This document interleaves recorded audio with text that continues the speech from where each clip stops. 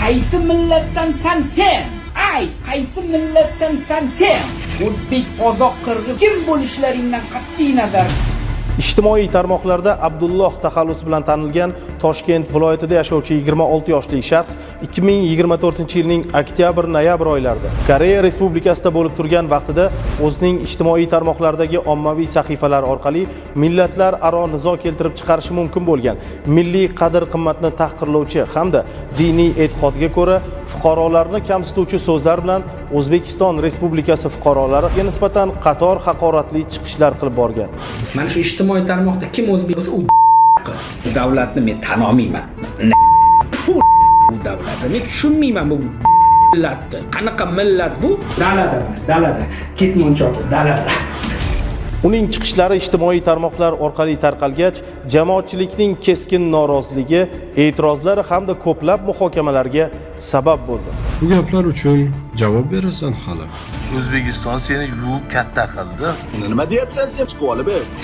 Senlar deyapsan, sen o'zbeklar deyapsan. Butun millatimiz. Sen vatanning nonini, tuzini yeding va tupuryapsan ana shu tuzliqqa. Sani qilgan ishingga o'zi sen bilan gaplashishga o'zi aslida noloyimsan. Bir marta emas, 10 marta, 100 marta video chiqardi so'kinib. Abdulloh Hazrat deb yozilgansan. Qilgan ishing eng razil, eng yomon ish. Qonun oldida javob beradi, keyin kechiramiz. Undagiga bu yigitni men gaplariga ishonmayman. Olingan ma'lumotga asosan ushbu shaxs joriy yilning 25-mart kuni Abu Dhabi Samarqand Airways orqali O'zbekiston Respublikasi hududiga keltirilib, huquq-tartibot organlari xodimlari tomonidan protsessual tartibda ushlandi. Unga nisbatan qamoqqa olish tarzidagi ehtiyot chorasi qo'llanildi. Men Yugay Valeriy ijtimoiy tarmoqda xalqimizni haqorat qilganman.